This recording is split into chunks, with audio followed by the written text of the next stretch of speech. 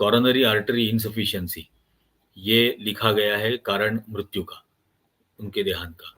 और दूसरी पेज पर लिखा है कि देखो इनके इस रिपोर्ट में ही लिखा है कि उनका लीवर कंजेस्टेड है, उनकी किडनी कंजेस्टेड है, उनका लंग्स कंजेस्टेड है, और ड्यूरा नाम का एक दिमाग के ऊपर एक लेयर होता है ब्रेन के ऊपर, तो ड्यूरा भी कंजेस्टेड है।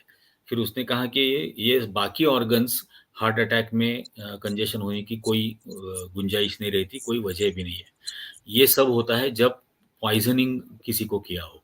मैंने एमडी फोरेंसिक किया है, और वो जब पोस्टमार्टम हो रहा था तब मैं वहां पर था। So he was a witness to everything that was happening और गोइंग रॉन्ग। फिर उसने उस दिन का पूरा माहौल मुझे बताया कि बाहर 20-22 जजेस कंपाउंड में थे। एक जज था जो फूट फूट कर रो रहा था, तो उसका रोना बंद करने के लिए सबकी मतलब भागदौड़ हो रही थी कि इसको किसी तरह से चुप किया जाए। जज लोया का देहांत हो गया है, हार्ट अटैक से उनका देहांत हुआ रात में, और उनका पोस्टमार्टम भी हो गया है। और उनकी बॉडी, उनका जो बर्थ प्लेस है, बर्थ प्लेस थी घाटेगांव नाम का एक विलेज है जो लातूर शहर से 34-35 किलोमीटर के डिस्टेंस पे है, तो वहां उनकी बॉडी भेज दी गई है। तो आप सब लातूर चले जाओ। तो इनको बहुत अचरज हुआ कि ऐसा क्यों, और ऐसा अचानक क्या हो गया, क्योंकि रात को उन्होंने 11 बजे से 11:45 तक अपनी पत्नी के साथ फोन पे बात की थी। जज लोया को कई बार धमकियां भी दी गई थी, कई बार उनको 100 करोड़ रुपए के ऑफर भी किए गए थे कि आप अमित शाह को डिस्चार्ज कर दो इस केस से, 100 करोड़ रुपया दिया जाएगा। जज लोया के पहले जज उत्पत नाम के एक जज थे जो ये केस के ऊपर प्रिसाइड ओवर कर रहे थे। और इस केस में, सोहराबुद्दीन एनकाउंटर केस में एक बहुत खास बात यह है कि ये जितने साल चली, 8-9 साल ये केस चली, इस पूरे दौरान एक भी दिन अमित शाह कोर्ट में हाजिर नहीं रहे। हालांकि वो एक्यूज नंबर 1 थे। ट्रैफिक पुलिस को शिकायत करने की इजाजत नहीं होती कि उसे बारिश में खड़ा रहना पड़ता है या धूप में खड़ा रहना पड़ता है, ये उसके काम का हिस्सा है। तो एज ए जर्नलिस्ट मेरे काम का ये हिस्सा है, क्योंकि मैं ये समझता हूँ कि जो इसकी कैप्शन भी है इस किताब की, to tell the truth and shame the devil. जी जी जी, सच बोलो और शैतान को शर्मिंदा करो। शैतान को शर्मिंदा करो।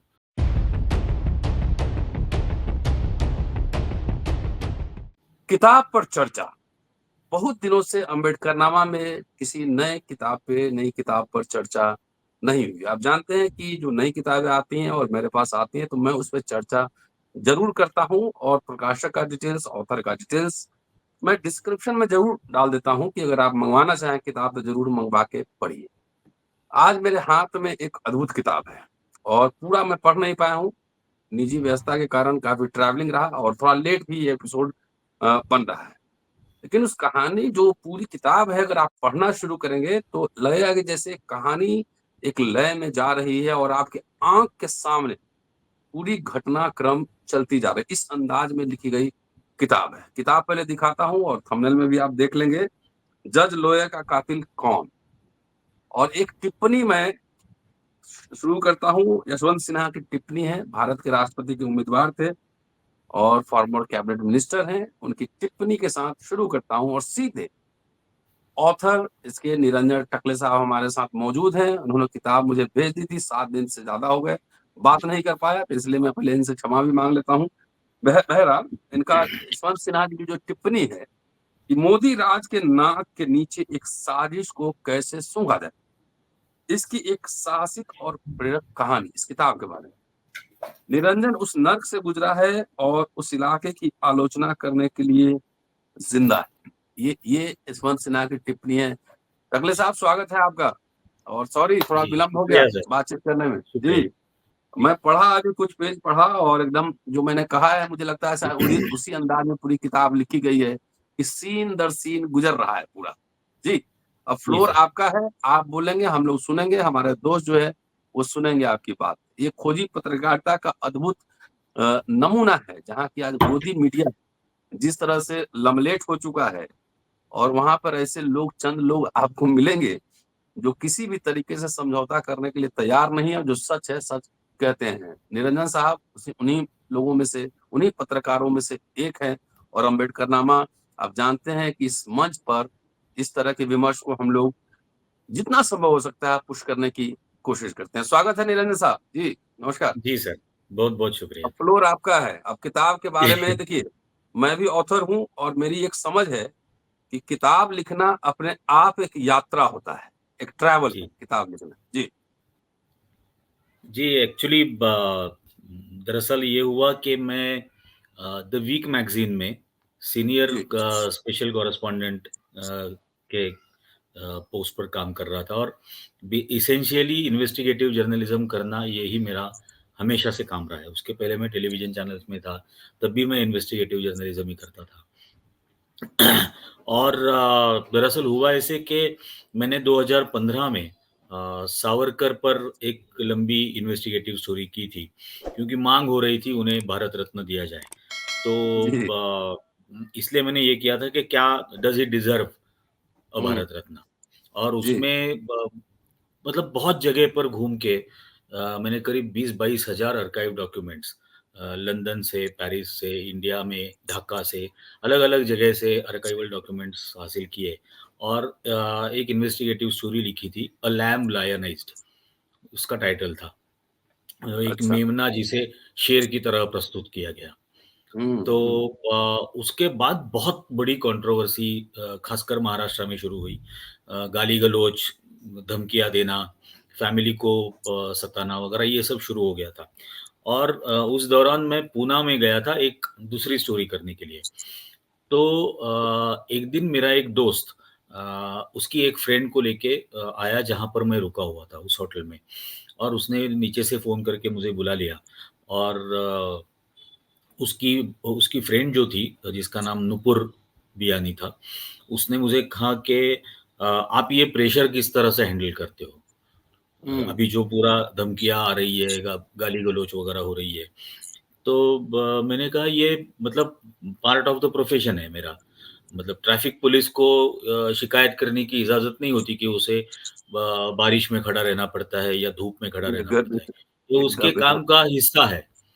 तो एज़ अ जर्नलिस्ट मेरे काम का ये हिस्सा है, क्योंकि मैं ये समझता हूँ कि जो इसकी कैप्शन भी है इस किताब की, जी। To tell the truth and shame the devil, जी, जी, जी। सच बोलो और शैतान को शर्मिंदा करो। शैतान को शर्मिंदा करो। तो ये जी। ये एक पत्रकार की हैसियत से मेरा काम है। अब इसके एवज़ में अगर मुझे गालियाँ मिलती है या धमकियाँ मिलती है, तो मैं जानता हूँ कि ये होगा, हुँ। तो I am prepared for that.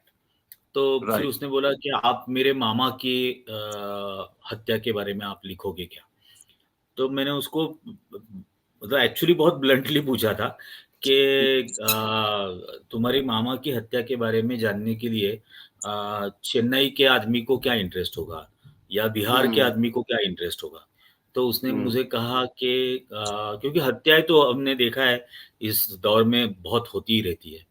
तो उसने मुझे कहा कि मेरे मामा ये जज थे, और सोहराबुद्दीन एनकाउंटर केस के जज थे। तो जैसे ही उसने मुझे ये बताया कि सोहराबुद्दीन एनकाउंटर केस के जज थे, हालाँकि मैं क्राइम कवर करने वाला नहीं था, लेकिन ये पॉलिटिकल स्टोरी भी थी, सोहराबुद्दीन हुँ। का मर्डर। तो इमीडिएटली मुझे वो पूरा प्रोपोर्शन और स्केल और उसकी ग्रेविटी, उसकी गंभीरता, वो सब समझ में आया। तो मैंने उसको कहा कि ठीक है, तुम बताओ मुझे क्या हुआ? और वो करीब 3 साढ़े 3 घंटे मुझे बता रही थी। बार-बार फूट-फूट के रोती थी। जब भी, और उसकी उम्र हार्डली 19 साल की होगी। कॉलेज में पढ़ रही थी, और हुँ, हुँ। नीचे जब भी रोना आता था तो रोती थी, और नीचे झुक के लंबी साँस लेके फिर से दोबारा बताना शुरू करती थी। तो ये समझ में आ रहा था कि इस लड़की को जेन्युइनली ये वो चाह रही है कि सच लोगों के सामने आए, हुँ, और हुँ। उसके लिए वो अपना पूरा धीरज इकट्ठा करके वो बता रही थी। हालाँकि बीच-बीच में बहुत इमोशनल हो रही थी, और वो हो रही थी क्योंकि वो जब बम्बई में पढ़ रही थी, तो अपने मामा के घर पे रहती थी। जी। हाँ, और उसकी वजह से वो जायज़ था, वो बहुत इमोशनल थी। और मैंने उसको पूछा भी कि, और वो ये कह रही थी कि मेरे फैमिली में सब डरे हुए हैं, कोई भी नहीं चाहता कि इस बात को बाहर किसी को पता चले। तो उनको पता नहीं है मैं यहाँ आपको मिलने आई हूँ। तो मैंने उसको कहा, तुम ये मुझे सब बता रही हो, लेकिन तुम्हें नहीं डर लगता है हुँ, कि तुम ये बाहर बोल रही हो और इसके आगे मैं कुछ करूँगा? तो हुँ, उसने कहा कि नहीं, मुझे नहीं डर लगता है, क्योंकि मैंने कराटे कराटे सीखा है। अच्छा। तो एक इनोसेंस भी उस लड़के में था। तो मैंने जी, उसे जी, कहा भी कि बेटा, तुम कह रही हो कराटे, लेकिन वो क्या तुमसे हाथापाई करने के लिए आने वाले हैं? वो हाथापाई तो नहीं जी, करेंगे, उनको जो कुछ करना है वो अलग तरीके से वो कर लेते हैं। तो वो बोली, नहीं, लेकिन फिर भी मुझे डर नहीं लग रहा है। तो मैंने ठीक है। और क्योंकि आपने वो पूरा ये प्रेशर वगैरह हैंडल कर रहे हो, तो मुझे लगता है कि आप ही ये स्टोरी कर सकते हो। तो जी, तो मैं उसको बोला कि तुम्हारे पास क्या है? तुम्हारी माँ बात करेगी या तुम्हारे दादाजी बात करेंगे? तो बोले, वो बिल्कुल बात नहीं करेंगे। मतलब कोशिश तो करनी पड़ेगी, क्योंकि उसने हुँ, जो हुँ, कुछ मुझे बता रही थी, वो सब उसने अपनी माँ की तरफ से सुना था, या अपने दादाजी की बातों में उसने सुना था, जिसे हम कहते हैं ओवरहर्ड द हुँ, कन्वर्सेशन। हुँ, हुँ, तो हाँ, रिश्तेदारों के बीच में जो बातें होती थी, वो उसने सुनी हुई थी और वो मुझे बता रही थी। और उसने पहले ये बताया था कि इसके पहले सोहराबुद्दीन एनकाउंटर केस जब सीबीआई स्पेशल कोर्ट को सुप्रीम कोर्ट ने अलॉट किया, और वो सीबीआई स्पेशल कोर्ट बम्बई में फॉर्म किया, क्योंकि इसकी पूरी ट्रायल ये किसी इंडिपेंडेंट स्टेट में होनी चाहिए, ताकि कोई इसे प्रभावित ना करे। तो हुँ, हुँ, हुँ, मुंबई में रखी। सुप्रीम कोर्ट ने ये भी ऑर्डर दिया था कि एक ही जज पूरी कार्रवाई पर सुनवाई करेगा, और वही हुँ, ऑर्डर देगा। जो भी निर्णय हुँ, होगा वो वही जज सुनाएगा। इसके पहले जज लोया के पहले जज उत्पत नाम के एक जज थे, जो ये केस के ऊपर प्रिसाइड ओवर कर रहे थे। और इस केस में, सोहराबुद्दीन एनकाउंटर केस में, एक बहुत खास बात ये है कि ये जितने साल चली, 8-9 साल ये केस चली, जी, इस पूरे दौरान एक भी हुँ, दिन एक भी दिन अमित शाह कोर्ट में हाजिर नहीं रहे। हालांकि वो एक्यूज नंबर 1 थे, एक भी दिन वो कोर्ट में हाजिर नहीं रहे। तो बार-बार जज उत्पत ये उनके वकीलों को पूछा करते थे कि एक्यूज्ड क्यों नहीं है? आरोपी यहाँ क्यों नहीं है? तो वो हुँ, हमेशा कहते थे कि उनको डायबिटीज़ है, वो राष्ट्रीय स्तर के नेता बन गए हैं, तो उनको हुँ, बहुत बिज़ी रहते हैं, तो वो नहीं आ पाते वगैरह। हुँ, तो हुँ, एक दिन जज उत्पत ने ये कहा कि एक्यूज़्ड को हाजिर रहना ही होगा कोर्ट में। अगली तारीख मैं दे रहा हूँ, जी, 26 जून की। 26 जून 2014 की। उस तारीख को अगर एक्यूज़्ड कोर्ट में हाज़िर नहीं रहते हैं, तो मुझे उनके खिलाफ अरेस्ट वारंट निकालना पड़ेगा। और ठीक, मई मई 2014 में नरेंद्र मोदी प्रधानमंत्री बन चुके थे, और जी, 26 जून की कोर्ट की तारीख इसके लिए दी गई थी। एक एग्ज़ैक्टली 1 महीना। हुँ, 26 मई को नरेंद्र मोदी का शपथ ग्रहण हुआ था। तो 25 मई को रात को देर में, रात को 12:30 बजे जज उत्पत की ट्रांसफर की गई। उनको सीबीआई स्पेशल कोर्ट से हटाकर उनको पूना भेजा गया। ये मोहित शाह उस वक्त चीफ जस्टिस थे महाराष्ट्र के, बॉम्बे हाई हुँ, कोर्ट के, और उन्होंने उनकी ट्रांसफर करवा दी। और जज लोया को अ, उस चीज केस का चार्ज दिया गया as a CBI special court जज। और जज Loya started presiding over the case. पहले ही हफ्ते में, जब 26 को हियरिंग हुई, तो लीव पिटीशन अमित शाह के वकीलों द्वारा दिया गया, जो उन्होंने मंजूर किया। उनकी गैर मौजूदगी उन्होंने मंजूर की, लेकिन उन्होंने एक कंडीशन डाली कि जब भी एक्यूज्ड मुंबई में रहेंगे, और अगर उस दिन कोर्ट की डेट है। तारीख रहेगी, तो हुँ, एक्यूज को कोर्ट में हाजिर होना पड़ेगा। अगर हुँ, मुंबई में नहीं है, तो कोई बात नहीं, तो लीव पिटीशन इज ग्रांटेड। लेकिन leave petition subject to this condition, ये शर्त रखी गई थी कि बम्बई में अगर होंगे तो रहना पड़ेगा। हुआ ऐसे कि उसके बाद महाराष्ट्र के असेंबली चुनाव हुए और 31 अक्टूबर 1984 2014 को महाराष्ट्र में बीजेपी और शिवसेना की अलायंस गवर्नमेंट पहली बार जब बनी 14 के बाद, तो उसका swearing in ceremony Wankhede stadium में रखा गया था जी, जी, जी। 30 अक्टूबर को, और 31 अक्टूबर को कोर्ट की सुनवाई भी थी। और सीबीआई स्पेशल कोर्ट और वानखेड़े स्टेडियम जहाँ स्वेरिंग इन शपथ ग्रहण होना था, वो हार्डली 1 डेढ़ किलोमीटर का डिस्टेंस है, और अमित शाह हाजिर नहीं थे कोर्ट में। तो जज लोया ने उनके वकीलों को सवाल किया कि हार्डली 1 डेढ़ किलोमीटर के डिस्टेंस पे वो है, लेकिन वो कोर्ट में क्यों नहीं आए? ये हमने कंडीशन रखी थी। और फिर से उन्होंने, मतलब वकीलों ने कुछ जवाब दिया। उसके ऊपर जज लोया ने कहा कि अब मैं अगली तारीख दे रहा हूँ, उस दिन उनको हाजिर रहना होगा। और अगली तारीख उन्होंने दी थी 15 दिसंबर की।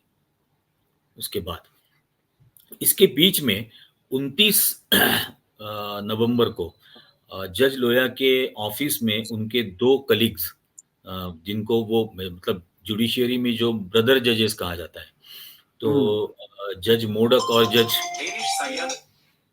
मोडक और जज कुलकर्णी, ये दोनों उनके पास पहुंचे और उन्होंने कहा कि हमारे एक कलीग जज के बेटी की शादी है नागपुर में, जैसे जज सपना जोशी, उनकी बेटी की हुँ। शादी है और उसके लिए हमें इनविटेशन है। हमने ऑलरेडी टिकट बुकिंग वगैरह सब कर दिया है, तो आप हमारे साथ चलो। और शाम की 7 साढ़े 7 बजे की ट्रेन थी और जज लोया को पता ही नहीं था, उन्होंने कोई प्रिपरेशन भी नहीं की थी। हालाँकि वो बहुत हम जो कहते हैं सुलझे हुए तो थे ही, बहुत प्लान करते थे हर चीज़ का। हुँ, अ, हुँ, हुँ। तो अगर उनको जाना होता तो उन्होंने काफ़ी प्लान करके रखा होता था। तो इन लोगों ने बहुत प्रेशराइज़ किया, तो उन्होंने ऑफ़िस में से ही अपनी पत्नी को फ़ोन किया करके कहा कि मेरी एक सूटकेस भेज दो, ऐसे-ऐसे शादी के लिए जाना है। तो वो भी बहुत मतलब आश्चर्यचकित हो सरप्राइज़। गई, सरप्राइज़ हो हुँ। गई कि ऐसे कैसे हुआ? मतलब ऐसे कैसे आप जा रहे हो? अब इस दौरान जज लोया को कई बार धमकियाँ भी दी गई थी, कई बार उनको 100 करोड़ रुपए के ऑफ़र भी किए गए थे कि आप अमित शाह को डिस्चार्ज कर दो इस केस से, 100 करोड़ रुपया दिया जाएगा और कैश में या काइंड में प्रॉपर्टी आपको चाहिए तो प्रॉपर्टी के तरह, लेकिन इस तरह का आपको कॉम्पेंसेशन दिया जाएगा और मीडिया वगैरह की फ़िक्र मत करो, जिस दिन आप डिस्चार्ज करोगे, उस दिन एक अलग बड़ी न्यूज़, बड़ी खबर, ये टेलीविज़न स्क्रीन को ऑक्यूपाई करके रखेगी। और ज़्यादा से ज़्यादा अमित शाह को डिस्चार्ज करने की खबर नीचे टिकर में चलेगी, ऐसा उनको बार-बार कहा गया था। 29 नवंबर को शाम को ट्रेन से वो नागपुर गए। नागपुर में गवर्नमेंट का जो एक वीवीआईपी गेस्ट हाउस है, हुँ। क्योंकि नागपुर सेकंड कैपिटल, दूसरी राजधानी है महाराष्ट्र की, रवि और भवन।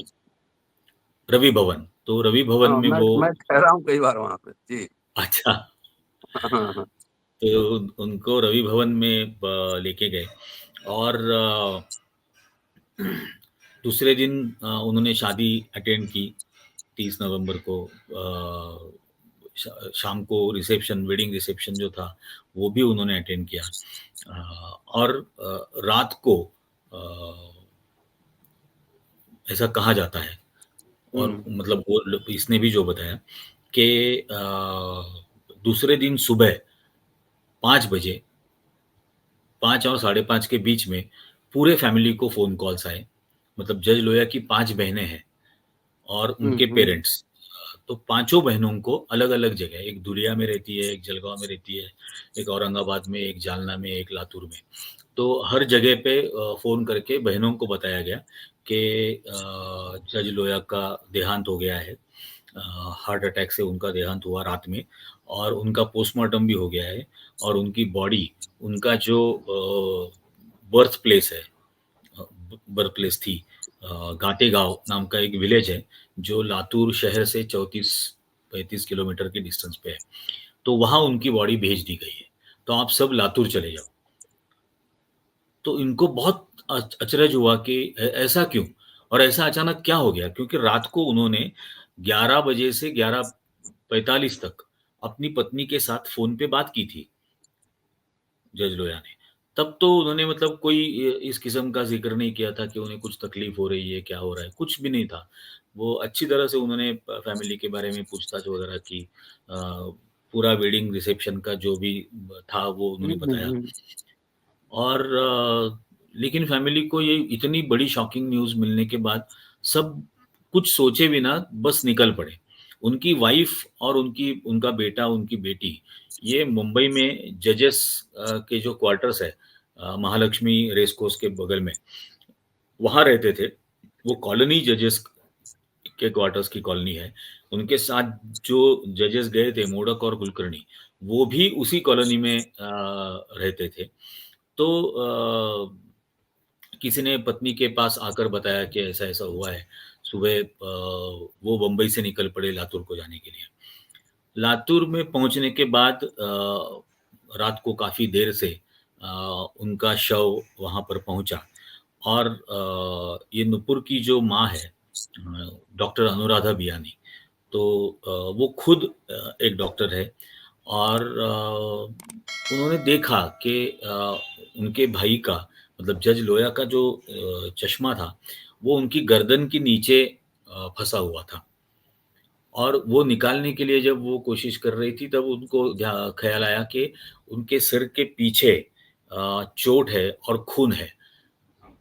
और बॉडी के साथ कोई भी नहीं आया था। एम्बुलेंस में सिर्फ़ बॉडी भेज दी गई थी, ड्राइवर बॉडी लेके आया था। जो साथ में गए हुए जजेस थे, उनमें से कोई भी उस बॉडी के साथ में नहीं आया था। बस एक बैग पॉलीथीन की दी गई थी, जिसमें उनका पर्स था, बटुआ था, मोबाइल फ़ोन भी नहीं थे, कपड़े थे। जब उन्होंने कपड़े देखे तो उनका शर्ट अ, स स्काई ब्लू कलर का, ऊपर से कंधे लेफ्ट साइड में कंधे से लेकर कमर तक खून से भरा हुआ था। तो तभी उनको शक हुआ और उन्होंने चिल्लाना शुरू किया कि नहीं, दोबारा पोस्टमार्टम करना है। हुँ। ये हार्ट अटैक में होता ही नहीं है, ये कैसे हुआ?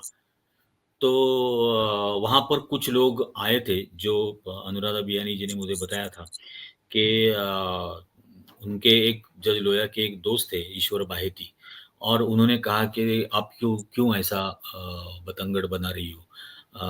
आपने देख लिया, एक को तो कीमत चुकानी पड़ी है, अब अपने बच्चों की ज़िंदगियों को क्यों खतरे में डालना चाहती हो? तो उनको वो प्रेशराइज़ करके उनका पूरा अंतिम संस्कार कर दिया गया।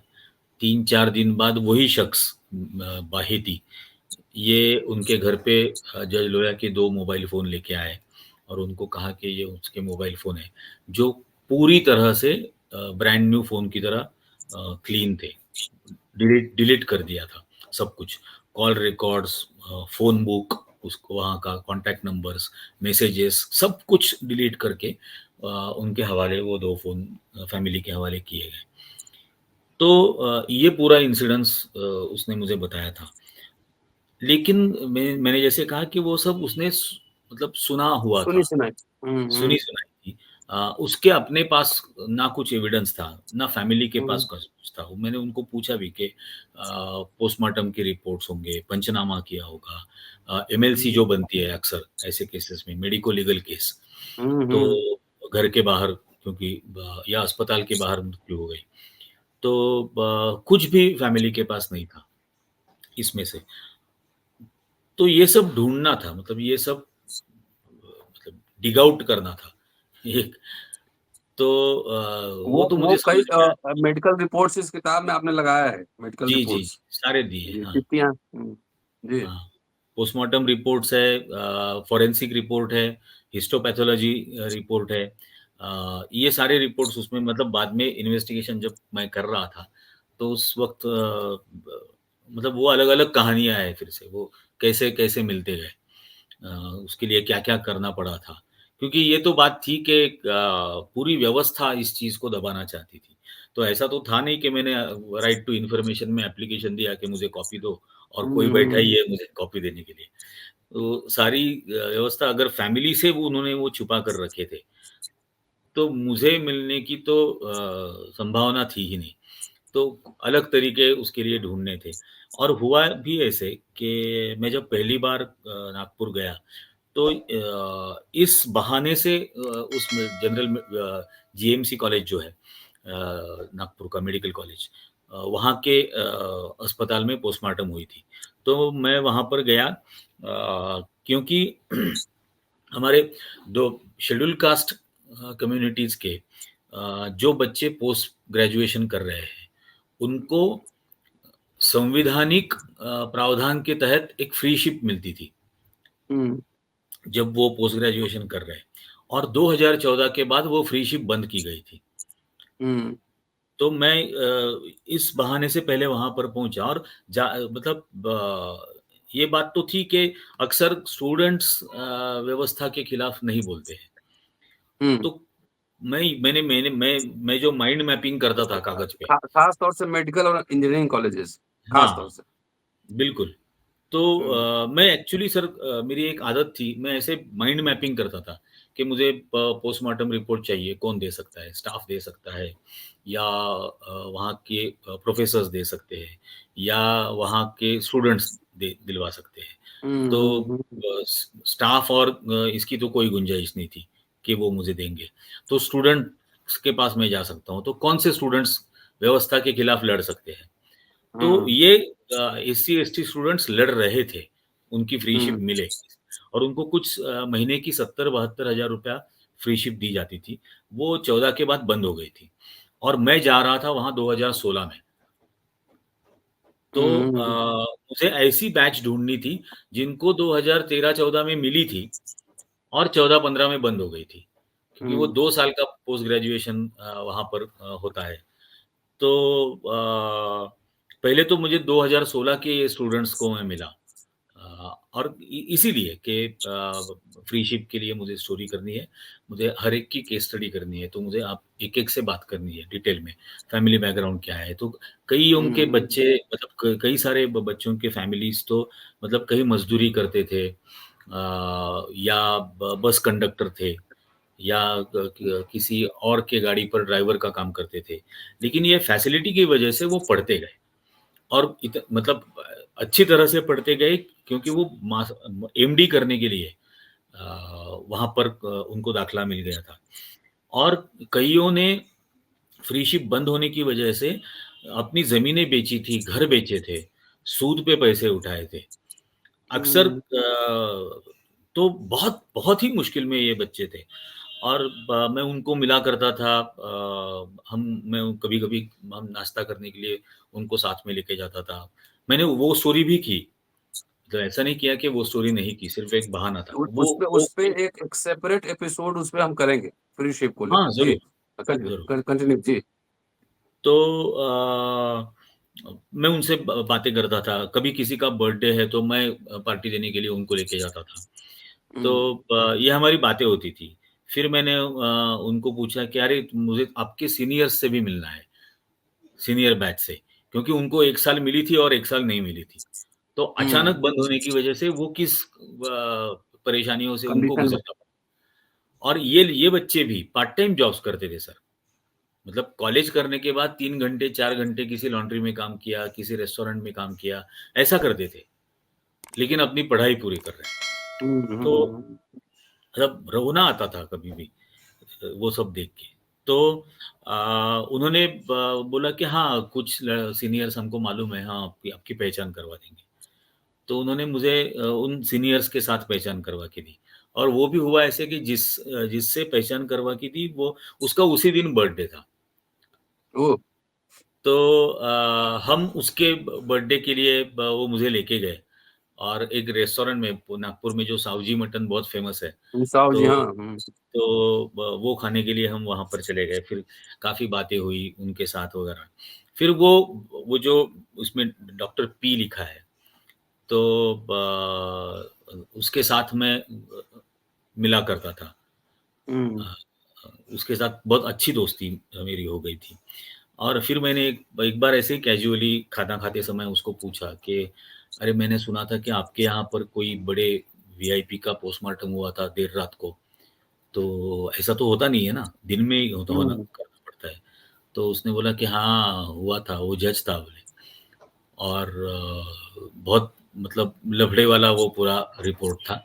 तो आप पढ़ो, वो पोस्टमार्टम रिपोर्ट आपने पढ़ा तो आपको समझ में आ जाएगा। तो मैंने बोला मुझे कहाँ से पोस्टमार्टम मिलेगा वो रिपोर्ट, हुँ, हुँ, और मैं क्राइम कवर नहीं करता हूँ। तो मैंने ऐसे ही सुना कहीं पे तो मैंने पूछा आपको, अरे वो तो रिपोर्ट मैं कल लाके दूँगा, आप आपके क्राइम रिपोर्टर को दे दीजिए। हुँ, बोला तो आपको कैसे मालूम? तो उसने बोला कि मैंने एमडी फोरेंसिक किया है, और वो जब पोस्टमार्टम हो रहा था तब मैं वहाँ पर था। So he was a witness to everything that was happening or hmm, going wrong. फिर उसने उस दिन का पूरा माहौल मुझे बताया कि बाहर 20-22 जजेस कंपाउंड में थे। एक जज था जो फूट-फूट कर रो रहा था, तो उसका रोना बंद करने के लिए सबकी मतलब भागदौड़ हो रही थी कि इसको किसी तरह से चुप किया जाए। एक था जो पैर से लिम्प कर रहा था, हुँ, मतलब उसके पाँव में कुछ प्रॉब्लम था। वो ठीक से चल नहीं पा रहा था। उनके जो सीनियर डॉक्टर उस अस्पताल के हैं, डॉक्टर उनका भी नाम आएगा, वो सुधीर मुनगंटीवार जो बीजेपी के नेता है, उनके बहनोई है। तो अच्छा, वो डॉक्टर वहाँ पे बहुत परेशान थे, और कंटिन्यूअस पोस्टमार्टम रूम के आसपास घूमते थे, बीच में अंदर जाते थे, कंटिन्यूअसली स्मोकिंग वो कर रहे थे, किसी ना किसी के साथ फ़ोन पे बातें उनकी हो रही थी। तो लेकिन आप वो पढ़ो। तो दूसरे दिन हम जब मिले रात को ऐसे ही खाना खाने के लिए एक होटल में, रेस्टोरेंट में, तो वहाँ हम मिले और उसने मुझे ऐसे 2-3 4 कागज़ स्टेपल किए हुए वो मुझे दिए। तो मुझे, और उसने मुझे कहा कि आप रख दो बैग में। फिर मैंने कुछ पूछा नहीं, मैंने वो रख दिया, हमने खाना-वाना खाया, हम निकले वहाँ से। निकलने के बाद करीब 11 साढ़े 11 बजे थे, तो एक बस स्टॉप के पास उसने मुझे रोका, बोले रुकिए, हम यहाँ पर बैठ के बात करते हैं। तो वहाँ पर बैठ के उसने मुझे वो पूरा पोस्टमार्टम रिपोर्ट समझाया कि हुँ, क्या-क्या यहाँ पर गलतियाँ, पहले नाम लिखने में गलती की थी। ब्रिज मोहन लिखा था, ब्रिज गोपाल की जगह पर पेशेंट का नाम। फिर 6 सवा 6 बजे अ, स अ, सवा 6 बजे उनकी डेथ हुई। ऐसा पोस्टमार्टम के पहले जिस अस्पताल में लेके गए थे, मेडिट्रीना अस्पताल में, उन्होंने लिखा था कि टाइमिंग ऑफ डेथ 6:15 एएम, और वो उन्होंने लिखा था एट 6:27 एएम। तो अस्पताल में पहुँचने के 12 मिनट पहले उनका देहांत हो गया, ऐसा रिपोर्ट में था। फिर उसने मुझे समझाया कि कोरोनरी आर्टरी इनसफिशिएंसी ये लिखा गया है कारण मृत्यु का, उनके देहांत का। और दूसरी पेज पर लिखा है कि देखो इनके इस रिपोर्ट में ही लिखा है कि उनका लीवर कंजेस्टेड है, उनकी किडनी कंजेस्टेड है, उनका लंग्स कंजेस्टेड है, और ड्यूरा नाम का एक दिमाग के ऊपर एक लेयर होता है ब्रेन के ऊपर, तो ड्यूरा भी कंजेस्टेड है। फिर उसने कहा कि ये बाकी ऑर्गन्स हार्ट अटैक में कंजेशन होने की कोई गुंजाइश नहीं रहती, कोई वजह भी नहीं है। ये सब होता है जब पॉइज़निंग किसी को किया हो, तो सारे ऑर्गन कंजेशन हो जाता है। और दिमाग के ऊपर का ड्यूरा कंजेशन तभी होता है जब उसके ऊपर कुछ असॉल्ट किया गया हो, सिर के ऊपर। तो उनके सिर के पीछे जो ज़ख्म उनके बहन ने भी देखी थी, कपड़ों पे खून था, तो वो सेल्फ एक्सप्लेनेटरी चीज़ें बन रही थी। फिर उसने कहा कि ये सब है, अभी आप आपके जो कलीग है उसको आप दिखाइए, और उसको भी ये समझाइए कि इसमें ऐसा-ऐसा डाउटफुल है। तो मैं बोला ठीक है। और फिर मतलब हर बार मेरी कोशिश ये थी कि मैं ये सब कैज़ुअली ले रहा हूँ। हुँ, हुँ, हुँ, क्योंकि जो उसको लगे नहीं ये कि हम स्टोरी कर रहे हैं। उसको हुँ, मुझे ये एहसास नहीं देना था कि मैं ये सब करने वाला हूँ आगे जाकर। क्योंकि फिर वो डर जाता था। हुँ, हुँ, हुँ, तो इसलिए मैंने वो उससे ले लिया, मैं चला गया। ये आदत थी कि हर मुलाकात के वक़्त, जैसे नूपुर से मैंने बात की, तो हुँ, वो सिर्फ मैंने बातें की थी, मैं कुछ नोट्स नहीं ले रहा था। हुँ, क्योंकि अक्सर ऐसे वक़्त में जहाँ पर इतनी मतलब टेंडर मोमेंट्स है, हुँ, बात करने वाले के, तो उस वक़्त अगर आप लिख रहे हो, तो वो हुँ, उसकी फ्लो टूट बातें जाता है। डिस्टर्ब हो जाती है। फ्लो टूट या जाता है। वो अलर्ट भी हो जाता है, कि मैंने ये हुँ, बोलना चाहिए कि नहीं बोलना चाहिए, ऐसे भी हो सकता है। तो मैं बस सुन रहा था। इसके साथ भी जो मैंने बातें की थी, मैं सुन रहा था। इमीडिएटली अपने रूम पर जाने के बाद मैंने सारे नोटिंग्स किए मेरे डायरी में, और ये आदत मतलब हो चुकी थी सालों से। तो ये सब किया। अब इस दौरान जो हो रहा था कि मैं हर शनिवार रविवार को नागपुर जाता था। ऑफिस की मेरी वीक मैगज़ीन की इजाज़त नहीं थी। हर हफ्ते वहाँ उनका ये कहना था कि ये इन्वेस्टिगेशन 1 साल चलेगा तो क्या ऑफिस तुमको 1 साल छोड़ दे? तो मैं मंडे टू फ्राइडे बम्बई में जॉब करता था। सैटरडे को हुँ, मैं नागपुर चला जाता था, मतलब फ्राइडे नाइट को, और सैटरडे हुँ, संडे ये करके फिर संडे नाइट को वापस आता था। बॉम्बे। तो हुआ ये कि एक एक गलती भी मुझसे हुई थी। पहली बार जब हम गए थे तो मेरे साथ हमारा ऑफ़िशियल फ़ोटोग्राफ़र था। तो उसने कहा कि मैं तो बार-बार यहाँ पे नहीं आऊँगा। तो जो हम जो कहते हैं कि थिएटर्स ऑफ एक्शन, तो वो हुँ, सारे हुँ, फ़ोटोग्राफ मैं ले लेता हूँ। तो मेडिट्रीना अस्पताल के फ़ोटोज़ लिए, दांडे हॉस्पिटल जहाँ सबसे पहली बार लेके गए थे, हुँ, वहाँ के सारे फ़ोटोग्राफ्स ले लिए। फिर हम रवि भवन चले गए, और रवि भवन में वो अंदर घूम रहा था फ़ोटो लेते हुए, हुँ, और मैं बाहर खड़ा था। तो वो फ़ोटो ले रहा था, तो एक आदमी अंदर से चल के रिसेप्शन से आकर मुझसे मिला और मुझे कहा, और वहाँ फ़ोटोग्राफ़र्स का घूमना कुछ मतलब नई चीज़ नहीं है, क्योंकि हुँ, हर हुँ, साल एक बार वहाँ पर जब असेंबली का सेशन होता है, तो रवि भवन विधायक रहते खचाखच भरा हुआ रहता है, हैं। और पत्रकार आते-जाते रहते हैं वहाँ पे। तो ये नई बात नहीं थी। वो लेकिन वो आया मेरे पास और उसने मुझे कहा कि कहाँ से आए हो आप? तो मैंने कहा द वीक मैगज़ीन से। तो बोले अच्छा, अच्छा, अच्छा, इंग्लिश मैगज़ीन है? मैं बोला हाँ, इंग्लिश मैगज़ीन है। तो ये अभी क्यों फ़ोटो ले रहे हो? तो मैंने बोला कि हमारी स्टोरी के लिए फ़ोटो ले रहे हैं, लेकिन ब हाँ, उसने कहा कि आप हमारे मैनेजर से मिलो। तो मैं उनके मैनेजर को मिलने के लिए वो मुझे रिसेप्शन तक लेके गया। वो आया, मुझसे मुझसे बात करना शुरू की। मैंने गलती से उसको पूछ दिया कि यहाँ पे तो परमानेंटली एक एम्बुलेंस और एक फायर ब्रिगेड की व्हीकल ये परमानेंटली डिप्लॉयड दिख रही है। तो बोले हाँ, ये वीवीआईपी गेस्ट हाउस है, तो यहाँ पर ये 24 घंटे रहते ही है। तो मैंने बोला फिर यहाँ पर कुछ साल पहले, 1 डेढ़ साल पहले एक जज का देहांत हुआ था। वो यहाँ पे रुके थे, और उस वक़्त एम्बुलेंस यहाँ पे नहीं थी, उनको ऑटो रिक्शा से लेके जाना पड़ा था रात को 12:30 1 बजे। तो वो एकदम चौंक गया। जैसे अलर्ट हो गया। तो बोले कि हुँ, कैसी बात कर रहे हो? मैंने तो कुछ सुना नहीं है ऐसा।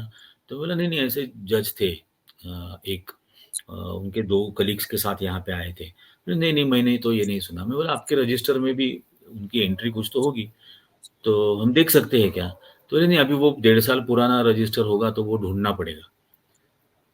आप मुझे आपका हुँ, कार्ड दे के जाओ। तो मैंने उसको कार्ड दे दिया। जैसे ही मैंने दिया और पीछे मुड़ा तो मेरा फ़ोटोग्राफ़र वहाँ पर आ गया था, और उसने देखा कि मैं उनको कार्ड दे रहा हूँ। तो वो मुझे बोला कि इनको कार्ड देने की क्या ज़रूरत थी? तब मुझे एहसास हुआ कि शायद मैंने गलती कर दी है, और हुँ, वहीं से वो लीक हो गया, और उसके बाद मतलब मैं ये कह सकता हूँ आज तक मेरे फ़ोन टैप होते हैं।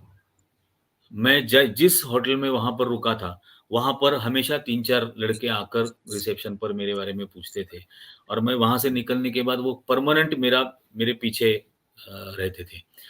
2-3 बार उन्होंने मुझे रोका भी था। अ, मैं ऑटो रिक्शा से जा रहा था, वो क्रॉस करके सामने आकर रुक गए, "कहाँ जा रहा है? का नाम क्या है तेरा? क्या करता है?" वगैरह-वगैरह ऐसा। तो एक बार तो मैं उनके पीछे ही बैठ गया। मैं बोला, "चलो यार, तुम्हारे ही घर पे चलता हूँ मैं। तुमको भी रोज़-रोज़ मेरे पीछे घूमने की ज़रूरत नहीं है। मैं तुम्हारे पीछे तुम्हारे ही घर में रहता हूँ, और तुम ही मुझे हर जगह लेके जाया करो।" हुँ, तो वो सब हो गया। उसी दिन वो जीएमसी हॉस्पिटल में पहुँचे। मैं कैंटीन में वो 2-3 डॉक्टर्स के साथ बात कर रहा था, ये स्टूडेंट्स के साथ। और हुँ, वो 7-8 जन अचानक आ गए, और हमारे आजू-बाजू में इर्द-गिर्द हमको घेर के वो बैठ गए और मुझसे बात करने की बजाय उन्होंने उन बच्चों के साथ बात करना शुरू किया, वो डॉक्टर्स स्टूडेंट्स के साथ, कि इसका नाम क्या है? तो उसने बोला निरंजन टकले। तो मैंने भी मेरा नाम उन उन लोगों को यही बताया था, मैंने कुछ अलग नाम नहीं बताया था। तो बोले निरंजन, तो बोले अच्छा कौन है ये? बोले पत्रकार है। ये क्यों आता है इधर? तो फिर उस लड़के ने बोला कि हम शेड्यूल कास्ट है और हमारे फ्री शिप मिला करती थी और अचानक 14 साल से ये बंद हो गई है।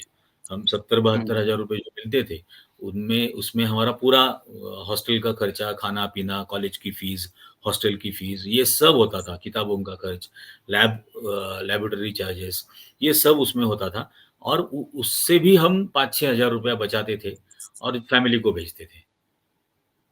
वो सेव करके फैमिली को हुँ, तो वो अब बंद हो गया तो हमारे बहुत हालात खराब हो गए हैं। तो हमारे बारे में स्टोरी करने के लिए ये हमेशा यहाँ पर आते हैं, हर हर एक से बात करने के लिए वगैरह। हुँ, तो वो हुँ, एक-दूसरे की तरफ देखने लगे, वो 7-8 लड़के और फिर उसमें से एक बोला, "अरे! ये तो फिर अच्छा काम कर रहा है, प्रॉब्लम क्या है?" "हम भी उसी कम्युनिटी से हैं" बोले। वो हुँ, जो मेरे पीछे छोड़े हुए थे, बोले, "हम भी उसी कास्ट के हैं, तो ये तो सर अपने बच्चों के लिए अच्छा कुछ कर रहा है, इसके पीछे क्यों लगवाया है आपने को?" तो मैं बोला, "अभी तुम देखो यार, अब इनके बारे में आवाज़ उठाना भी अगर गलती है, अगर ऐसा सरकार सोचती है, तो लगा दिया होगा तुमको मेरे पीछे।" हुँ, हुँ, बोले, "अच्छा, अच्छा, ठीक है, अभी कोई प्रॉब्लम नहीं है।" उसके बाद वो रहते थे, लेकिन हँसकर मुझे हाथ दिखाते थे। मतलब वो जो उसके पहले का जो एक धमकी देने का हुँ, अंदाज़, डराने का अंदाज़ था, वो पूरी तरह बंद हो गया। वो एक बिल्कुल दोस्तों की तरह हाथ-वाथ दिखाते थे, जब भी मैं वहाँ पे गया। तो ऐसी बहुत सारी बातें हुई थी। अ, हुँ, मुझे जो फैमिली से बात करनी थी, तो एक बार मुझे नुपुर ने बताया कि माँ आपसे मिलने के लिए तैयार है, तो आप जाकर मिलो। तो मैं दूसरे दिन धुलिया गया, तो वो धुलिया डिस्ट्रिक्ट में रहती थी और धुलिया हॉस्पिटल गवर्नमेंट हॉस्पिटल जो है, वहीं पर वो काम भी करती थी। तो मैं वहाँ उनसे मिलने के लिए गया। मैं जैसे ही अंदर गया तो उन्होंने मुझे बोला कि मैं कुछ मतलब रिकॉर्डिंग वगैरह कुछ नहीं करना है। तो मैं सिर्फ़ मिलने के लिए तैयार हूँ, इसलिए मैं आपसे मिल रही हूँ, क्योंकि नूपुर मेरे पीछे पड़ी थी। तो मैं बोला, "हाँ, ठीक है। हम बातें करेंगे।" तो बोले, "हाँ, ठीक है।" और आपके बचपन की यादें आप बताओ मुझे बोला, आप भाई-बहनों की। तो बताने शुरू कर दिया कि हम बचपन में खेत में जाकर खेलते थे गाँव में, उनकी खेती थी पिताजी की। तो हम खेत में जाकर खेला करते थे। ब्रिज हमारे में सबसे छोटा था, तो कई बार गाँव के बच्चे उसको मतलब बुलिंग करते थे। तो अनुराधा जी ने मुझे कहा कि ब बच्चे जब उसको परेशान करते थे, तो मैं अक्सर गाँव के सारे बच्चों के साथ लड़ जाती थी और फिर हम बातें करते गए, उन्होंने बताया स्कूल में कैसे जाने लगे, कॉलेज में कैसे गए, मेडिकल लॉ में जाने का उनका इंटरेस्ट कैसे बना, क्योंकि बाकी तो अलग-अलग फ़ील्ड्स में गए। तो ये सारी बातें हम कर रहे थे, करीब 1 डेढ़ घंटा इसमें चला गया। फिर मैंने उनको पूछा कि आपकी आखिरी मुलाकात कब हुई थी उनसे? हुँ, हुँ, तो उन्होंने कहा कि मतलब उनके देहांत के पहले जब दिवाली थी अक्टूबर में, तो दिवाली के वक़्त हम सब फैमिली हमेशा हर साल इकट्ठा होते हैं, हमारे गाँव में, गाते गाँव में। तो वहाँ हम सब इकट्ठा आए थे। तो उस वक़्त उसने एक बार मुझे कहा कि चल बाहर घूमने के लिए जाते हैं। तो हम वॉक करने के लिए घर के बाहर निकले और गाँव में ही घूम रहे थे। तब उसने मुझे बताया कि उसके ऊपर बहुत प्रेशर है। ऐसे-ऐसी केस वो हैंडल कर रहा है। 100 करोड़ रुपए के ऑफ़र दिए जाते हैं, जो उन्होंने अपनी डायरी में भी लिखे थे और ये सब वो मुझे बता रहा था। तो मैंने उनको पूछा कि या उन्होंने आपको क्यों बताया? तो उन्होंने कहा कि मतलब आप ऐसा क्यों पूछ रहे हो? बोला नहीं मतलब आप 5 बहनें यहाँ थी, आपके पति यहाँ पे थे, तो उनमें से किसी से बात करने की बजाय उन्होंने आपको ही क्यों बाहर बुलाया? ये इस बात को कहने के लिए। तो बोले पता नहीं। मैं बोला शायद इसलिए आपको उन्होंने बोला होगा क्योंकि बचपन में आप उनके लिए लड़ पड़ती थी और हुँ, अगर ऐसा होगा तो शायद आज भी वो राह देख रहे होंगे कि मेरी बहन कब मेरे लिए बोलती है। तो वो इतनी रोना शुरू कर दिया, उन्होंने बहुत रोई और फिर बोला कि हाँ, ब्रिज मेरी राह देख रहा होगा कि मैं बात करूं और आप निकालो कैमरा, अब मैं बात करती हूँ। अब मैं उसको और इंतज़ार उसका नहीं करवाऊँगी, आप कैमरा निकालो, मैं सब बताती हूँ। फिर मैंने कैमरा निकाला, फिर वो 1 डेढ़ घंटा पूरा इस केस के बारे में, मौत कैसे हुई, उसमें क्या-क्या संदेहजनक था, क्योंकि वो खुद डॉक्टर थी, खुद पोस्टमार्टम्स भी किया करती थी। तो उन्होंने पूरा बताया और ऐसा पूरा वो उनके साथ की इंटरैक्शन थी। तो मुझे लगता है एक आदत जो मुझे लग चुकी थी शुरुआत से जर्नलिज्म के, कि 24/7 अलर्ट रहना है। जो जो चीज़ मैंने 2 घंटे पहले सुनी थी, वो कहीं न कहीं back of the mind register थी, कि ये बचपन में पूरे गाँव के बच्चों के साथ लड़ पड़ती थी। जिसका बाद में मुझे यूज़ हुआ, उपयोग हुआ, जब वो मुझे ये कह रही थी कि ब्रिज ने मुझे अपना सारा प्रेशर क्या है वो सब बताया था। तो वो अलर्ट और अजाइल रहना ये बहुत ही इम्पोर्टेंट है और खासकर इस किस्म की कॉन्वर्सेशंस में सेंसिटिव रहना। मतलब आजकल हम जो देखते हैं टीवी पे, किसान ने आत्महत्या की तो कैसा लग रहा है आपको? इस किस्म के सवाल टीवी चैनल्स पे पूछते हैं। तो ऐसा बिल्कुल नहीं होना चाहिए जी। जर्नलिज्म में। तभी हम लोगों को बोलने के लिए प्रेरित कर पाते हैं। अगर आप अच्छी तरह से सुन रहे हो, तो वो भी बोलना चाहते हैं। तो ये इसका मुझे बहुत फ़ायदा उनसे बात करते वक़्त हुआ था। चलिए निरंजन जी, अभी इस पे चर्चा जारी रखेंगे। आज लंबा जी, एपिसोड हो गया दोस्तों और तकरीबन 40 मिनट से ज़्यादा पार हो चुका है और मैं चुपचाप सुनता रहा और मैंने पहले इंट्रोडक्शन में ही कहा था कि जब आप किताब को पढ़ेंगे तो ऐसा लगेगा कि आप पूरी स्टोरी में इन्वॉल्व होते जा रहे हैं। आपके जी, आँखों के सामने सब कुछ घटनाक्रम होता जा रहा है। निरंजन जी को अब कोशिश करेंगे कि बहुत सारे मुद्दों पर अम्बेडकरनामा पर आएँ और एक जी। एपिसोड मैं ज़रूर करना चाहूँगा मेडिकल स्टूडेंट्स के ऊपर, कि जो फ्री शिफ्ट जो जी, बंद ज़रूर, हुआ था, उसके ज़रूर, ऊपर ज़रूर। आपके साथ अगले एपिसोड में हम चर्चा करेंगे। नेक्स्ट वीक हम लोग चर्चा करेंगे, लगातार इस पे बहस जारी रहेगी। शुक्रिया, देखते रहिए जी, अम्बेडकरनामा। शुक्रिया, थैंक यू। Thank you.